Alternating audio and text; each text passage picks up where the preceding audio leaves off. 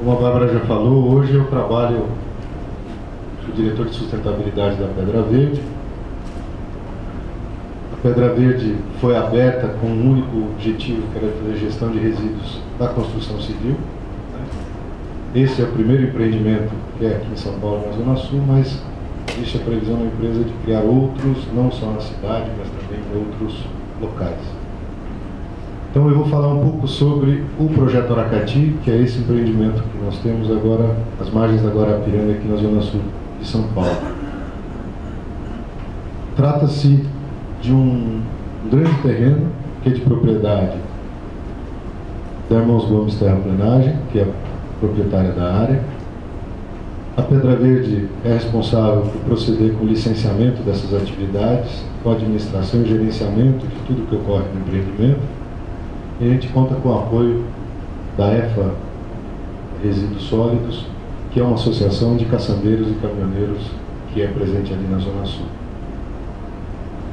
Um pequeno histórico das nossas ações, do que gerou isso no empreendimento de hoje. É um terreno de 547 mil metros quadrados, que possui 5 antigas cavas de mineração de areia. Um porto de areia chamado Baronesa, que foi desativado em 72. Elas hoje estão totalmente alagadas por conta do ponto em que chegou a extração, a água inundou a cava, né? E em alguns desses lagos que são artificiais, a população ali da Zona Sul, em especial do Jardim Ângela, Cidade Pava e o Aracati, que são os bairros ali mais próximos, tinham por hábito usar esses locais para natação e para recreio. Só que algumas cavas chegam a ter 60 metros de profundidade. Então eram muito frequentes os afogamentos e uma série de acidentes que aconteciam, muitas mortes decorrentes disso. Então, em 96, o Ministério Público Estadual firmou com os proprietários da área um TAC, que é o 155/96, para fazer o aterramento dessas cavas para eliminar o risco de afogamento e tantas mortes que frequentemente ocorriam. Em 2008, a Irmãos Gomes Terraplenagem adquiriu parte do terreno, né, em especial a região que envolve as 5 cavas desativadas, e com isso assumiu junto ao Ministério Público o compromisso de dar cumprimento ao TAC. Então foi celebrado uma nova retificação do TAC, que havia sido originalmente escrito em 96, homologado em 2010, né, com esses dados aqui. E entre as novidades do TAC, existia um receio muito grande do Ministério Público de que a empresa pudesse fazer o aterramento das cavas com qualquer tipo de material. Inerte, mas de qualquer tipo de material. Então, uma sugestão que nós demos, eu fui convidado pela Irmãos Gomes em 2010, junto com o Carlos Gomes, que é um engenheiro civil que é responsável pela atividade, para proceder com um novo projeto e o licenciamento que seria obrigatório para poder dar início a essas atividades. E aí surgiu a intenção de constar dentro do empreendimento, para que não ficasse somente com atividade de aterro, mas com uma central de gerenciamento e de reciclagem de resíduos da construção civil. Até como uma forma de garantir ao interesse público, ao Ministério Público, que todo entulho ou material diferente de solo que fosse recebido no empreendimento passasse pela central de triagem, ele fosse reciclado e que voltasse para novas obras, e que de forma nenhuma isso poderia ser jogado dentro das casas. A única opção possível seria que, após a triagem feita, o material fino, a terra ou a areia reciclada, desde que livre de contaminação, essa sim poderia ser jogada na cava, caso houvesse necessidade disso. E por um pedido da subprefeitura do Imirim, que é onde essa área está abrangida, foi solicitado que essa unidade de triagem tivesse capacidade de reciclar os resíduos que eram despejados nas vias públicas e em locais da própria subprefeitura.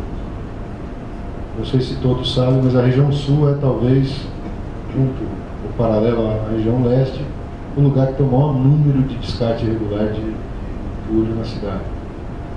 Da subprefeitura de Imirim, da Capela do Socorro, de Parelheiros são as 3 recordistas da cidade nesse número. Então nós tivemos que fazer uma adequação do projeto para que pudesse atender a caçamba que fica na rua, que quando a gente passa e olha, ela tem uma série de tipos de resíduo e uma série de coisas que as pessoas jogam dentro como se ela fosse uma caçamba de lixo doméstico. A gente já encontrou muita coisa diferente do que seria o ideal para uma unidade desse tipo, em função dessa característica das caçambas estacionárias individuais. A partir de 2010, em virtude da unificação do licenciamento, né, para essas 2 atividades, foi criada a nossa equipe técnica, portanto a Pedra Verde, para fazer o licenciamento das 2 atividades junto à CETESB e à Prefeitura. Então, entre tantas coisas, eu destaco que há que ser extremamente resiliente e tem que acreditar muito no que você quer fazer, se isso não for a praxe dentro de uma cidade grande como São Paulo. Vocês vão ver que a licença prévia para o empreendimento foi emitida em 2014. A Irmãos Gomes fez o primeiro pedido para licenciamento em 2008. Então dá para ter uma ideia que são pelo menos 6 anos tentando licenciar uma atividade cujo único objetivo é resolver um dos grandes problemas da cidade de São Paulo. Mas tem muita gente que trabalha contra coisas que são inacreditáveis que sejam contra. De qualquer forma, depois de inúmeras barreiras burocráticas e administrativas, e que em alguns casos era cumprida a parte técnica, administrativa, burocrática, mas o representante do ente licenciador ou de alguma das instâncias que deveria emitir documentos que permitisse o licenciamento, aquele papel não saía da mesa da pessoa ou não chegava até o destino correto. Teve um caso extraordinário na Secretaria de Licenciamento que, quando estava tudo certo, o processo desapareceu, ficou 5 meses desaparecido. E aí, quando nós fomos instaurar um novo processo, ele foi encontrado, aí levou mais 2 meses para ter um parecer. Por fim, foi expedido o alvará de construção. Nesses casos, quando as coisas paravam ou desapareciam, ou por algum motivo algo interrompia o processo, o Ministério Público, então nessa época ele era coordenado pelo Dr. Lute, intervia para poder fazer ou tentar descobrir o porquê que aquilo não ia para frente. Então, assim, muitas dessas barreiras que não tinham lógica só foram vencidas pela atuação do Ministério Público. Isso hoje tem uma dinâmica conosco que os promotores já trocaram, já está no 4º promotor depois do Dr. Lute ter se afastado do Ministério Público, hoje está na Secretaria de Estado do Meio Ambiente. Mas a cada 3 meses nós recebemos um ofício do promotor em substituto em exercício para que possamos prestar informação atualizada sobre a situação do empreendimento. O último foi agora protocolado na quinta-feira passada. Depois da licença prévia, aí o rito é um pouco mais rápido, porque o mais difícil é chegar ao entendimento do que é possível e permitido licenciar. E aí está aqui, em maio, o alvará de licença metropolitana.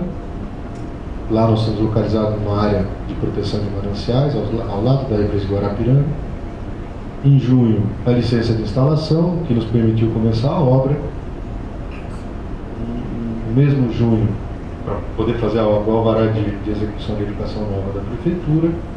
E em fevereiro, finalmente, a licença de operação da CETESB, que teve, eles chamam de licença a título precário, por ser uma atividade que a própria CETESB não tem ainda expertise de acompanhamento técnico. Então ela foi emitida por 6 meses, depois agora em agosto foi novamente renovada por mais 6 meses, e a nossa esperança é que em fevereiro ela seja de fato emitida em caráter definitivo, com a validade normal de 5 anos, como é o que se espera. A lógica que temos, que defendemos, é que isso é uma postura ambiental própria, que deve ser disseminada, né? O uso da atividade, o empreendimento, eliminou muito. Nós não tivemos, depois que as operações começaram, nenhuma nova morte por afogamento. Nós ainda tivemos 2 ocorrências durante a obra, com a população, que a Polícia Militar e os bombeiros estiveram lá para fazer o resgate das vítimas, né? Existe uma criação de empregos diretos pelo empreendimento feito no bairro. Então hoje 100% dos nossos funcionários moram a menos de 600 metros do empreendimento. São todos registrados de acordo com as leis, trabalham uniformizados, com equipamento de segurança, enfim, como deve ser. Existem só 2 pessoas que têm que fazer um trânsito diário mais longínquo, que é o caso do nosso engenheiro civil e eu, que moro no centro da cidade. É também uma nova oportunidade de negócios, eu acho que eu consigo falar disso um pouco mais à frente, para a região, né? Uma possibilidade de ações educativas e de responsabilidade socioambiental que está relacionada às atividades e à região, né? E uma grande possibilidade de desenvolvimento de pesquisas e trabalhos científicos relacionados com o tema da reciclagem, reutilização de produtos, subprodutos da construção civil e de sustentabilidade de maneira geral. Como eu disse antes, a propriedade é da Irmãos Gomes Terraplenagem, o aterro de solo das cavas é de responsabilidade dela e o gerenciamento é feito pela Pedra Verde Ambiental. Então, isso produz, é até engraçado quando os donos da empresa de terraplenagem estão tentando explicar o que acontece, mas se nós não autorizarmos, eles não depositam terra nas cavas. E as cavas são deles.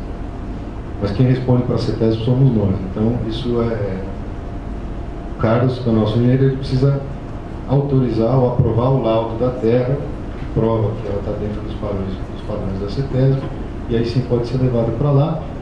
Mas não se trata de um chamado bota fora. É um aterro de INEX que o Ministério Público só permitiu que a empresa fizesse uso dele. Ela não pode comercializar o descarregamento de terra no local. Só pode vir de obras próprias da própria Irmãos Gomes. As 5 casas, isso dá mais ou menos a capacidade do aterro, cerca de 1 milhão de metros cúbicos de terra a ser depositado para poder finalizar o aterramento das cavas. Tem uma série de medidas de monitoramento de águas superficiais, águas subterrâneas, vegetação, um monte de exigências que são obrigatórias, e o aterro dessas cavas ele precisa ser feito com solo que esteja dentro do padrão de intervenção agrícola do valor orientador de referência da CETESB, da última decisão de diretoria do assunto, que é de 2014. É o valor intermediário em capacidade de carga de possíveis contaminantes, né? É o que seria ideal para se promover a agricultura. A central de reciclagem, ela tem uma capacidade de projeto para receber 9.000 caçambas unitárias por mês, né? Que corresponde aproximadamente a 35 mil metros cúbicos ou 42.500 toneladas por mês. A central tem a capacidade para fazer triagem de 100% dos materiais recebidos, né? Reciclando integralmente o entulho de construção e destinando os demais materiais para empresas especializadas e, aí, muito importante, licenciadas também pela CETESB para tanto. Essa é uma das grandes dificuldades que a gente descobriu na prática. Grande parte das cooperativas de reciclagem, uma série de empresas que faz reciclagem de plásticos, papéis e outros materiais, não possui licença estadual. E aí nós ficamos impedidos de encaminhar esse material para as próprias cooperativas. Então hoje, para se ter uma ideia, quem recebe o nosso papelão e os plásticos é uma empresa de reciclagem de Santa Catarina, porque ela é licenciada pelo Fátima, pela Secretaria de Meio Ambiente do Estado, e o material é encaminhado por uma empresa de São Paulo, que faz esse transporte até lá semanalmente, justamente porque também precisa ter uma empresa que seja licenciada para essa atividade. Havendo um licenciamento ou mais simples ou mais produtivo, este material, essa geração de recurso ainda que menor, poderia continuar no estado, possivelmente dentro da cidade. Todo o projeto e o empreendimento atende integralmente, um pouco acima até, a NBR 15114, que é o que trata de reciclagem de resíduos para a construção civil, e o decreto municipal, que fala do mesmo assunto, que é praticamente quase que a mesma coisa, foi criado em cima da norma. Os locais de produção são cobertos, projetados para operar em qualquer condição climática e de forma a não permitir nenhum tipo de transtorno para a sociedade do entorno, principalmente. Aqui já é um pouco da vista da chegada do empreendimento, a portaria. Nós tivemos que tomar o cuidado de colocar esses grandes tubos de concreto aqui, para impedir qualquer tipo de descarte irregular, que às vezes o caminhoneiro pode vir aqui, dar ré e jogar o entulho dentro da cava antes de entrar no empreendimento. Mas a responsabilidade continua sendo nossa. Essa barreira física ela existe para prevenir qualquer tipo de inconveniência desse tipo. A partir da portaria, se vocês repararem, quer dizer, desde o início do empreendimento ele é feito totalmente acessível para cadeira de rodas e qualquer tipo de deficiência física. Isso tem esse encaminhamento. Aqui a bifurcação que leva para o aterro e para o pátio das caçambas. Essas fotos ainda são de abril ou maio, então ainda tem muito pouco material de entulho armazenado no pátio. Esta aqui é uma vista do balcão do barracão do britador, ele não está parado aqui, mas mostra um pouco do início do aterro da cava, e essa aqui é uma foto mais de perto deste trecho. E aqui basicamente eu quis trazer essa sequência para exemplificar como é que esse procedimento é feito no pátio principal. Este é o entulho que está triado e que depois vai ser passado pela máquina, pela grelha vibratória para ir para a triagem manual. Mas basicamente um caminhão chega, o nosso operador de pátio define com ele, em virtude do material que tem na caçamba, em qual local do pátio isso vai ser descarregado. A caçamba é virada, seu conteúdo cai no chão. Esta é uma boa caçamba para ver, porque dá para ver que tem armário, tem resto de qualquer coisa. A nossa equipe de pátio retira esse material mais volumoso daqui. Então, por exemplo, o armário de madeira ele vem para casa. Essa caçamba que está aqui atrás é da empresa, essa Ecoforte, que faz a reciclagem de madeira de construção. Então, tanto madeira de obra como madeira processada é depositada na caçamba, e o caminhão deles a cada 2 ou 3 dias passa lá e retira 2 caçambas de madeira. O movimento no pátio é feito com bobcats, né, em função da flexibilidade que elas têm, para poder pegar parte desse material e levar o que é rejeito para uma outra caçamba dessa, que é própria para rejeito, vai para o aterro, né? O que é plásticos e papéis de grandes volumes já são armazenados em bags específicos, e o restante constitui essa pilha. Isso aqui se acumulou desse tanto, porque nós tivemos 3 dias com a esteira de triagem com problema, então aumentou um pouco o volume. Mas aí daqui uma máquina, no caso aqui essa mini escavadeira, faz a coleta do material e deposita esse material neste equipamento. Esse equipamento, que aqui aparece deste lado, aqui o mesmo procedimento com uma máquina maior, é uma grelha vibratória. Ela basicamente é uma grande peneira que fica vibrando de forma ininterrupta. Então, quando o entulho é depositado dentro da grelha, todo o pó do material menor, ele passa pela peneira e cai no fundo dessa e é retirado lateralmente. O que na foto dá para ver é essa montanha de terra que fica aqui atrás. Todo o material mais grosso passa por uma esteira que aqui vem subindo e é jogado na esteira de triagem que fica dentro do barracão, que dá para ver nessa imagem. Aqui existem baias separadas, onde as pessoas, cada uma das pessoas tem uma atividade, então uma separa desse procedimento só a madeira, a outra tira só papéis, outra pessoa tira somente os plásticos, e depois nós temos as últimas 3 baias que nós chamamos de baias de sacrifício. Basicamente é o seguinte: no final da linha de triagem, a gente só pode ter o entulho limpo de qualquer outro material, né? É só para ter resíduo de obra. Então papel, madeira pequenininha, plástico, isopor, qualquer coisa que tenha passado por essas 3 primeiras pessoas, Tem 3 baias de segurança para que isso seja removido. A última baia onde fica o eletroímã, que tira os materiais ferrosos, e no final da esteira, aqui dá para ver as pessoas trabalhando, aqui as baias vistas de frente, no final da esteira fica localizado um caminhão, e esse material limpo cai na caçamba do caminhão, que depois leva para o seu local de armazenamento.